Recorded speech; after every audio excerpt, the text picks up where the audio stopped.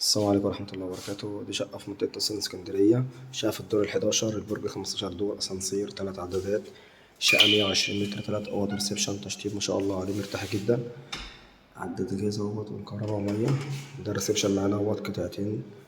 الشقة تقريبا من شارع 10 مستشارين بجوار صيدلية أحمد نوفل. دي بلكونة اهيت على الشارع. شقة واجهة بحرية مش مجروحة خالص. الريسبشن معانا اهوت قطعتين. ده عندنا أول غرفة اهيت، الشقة كلها ما شاء الله عليها جبسن بورد. الشباك اهوت على الشارع. شقة واجهة بحرية مش مجروحة خالص. دي بلكونة اهيت.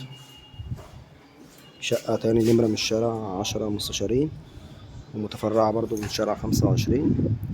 بس احنا مصورين بالليل، بس بالنهار الشقة هاوية ومشمسة وبتشوف البحر.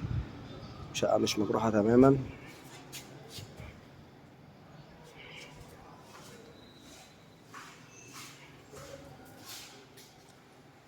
الشقة بالنهار حاجة تانية خالص يعني. الفيو بتاعها فيو محترم يعني. عندنا طرقة التوزيع هنا. هنا المطبخ بتاعنا. المطبخ اهوت ما شاء الله، يشيل الأجهزة معانا مرتاحة. عندنا الحمام اهوت، حوض وقعدة ودش اهوت. الحمام بتاعه اهوت مرتاح. عندنا دي كده تاني غرفة على الشارع برضو، فيها بلكونة اهيت على الشارع زي ما احنا شايفين. شقة ناصية مفيهاش حاجة على مناور. شقة مش مجروحة تماما من كل ناحية. عندنا دي الأوضة التالتة، أوضة أطفال معيشة اهيت، فيها برضه مساحة اهيت. الشباك بتاعها برضه اهوت على الشارع.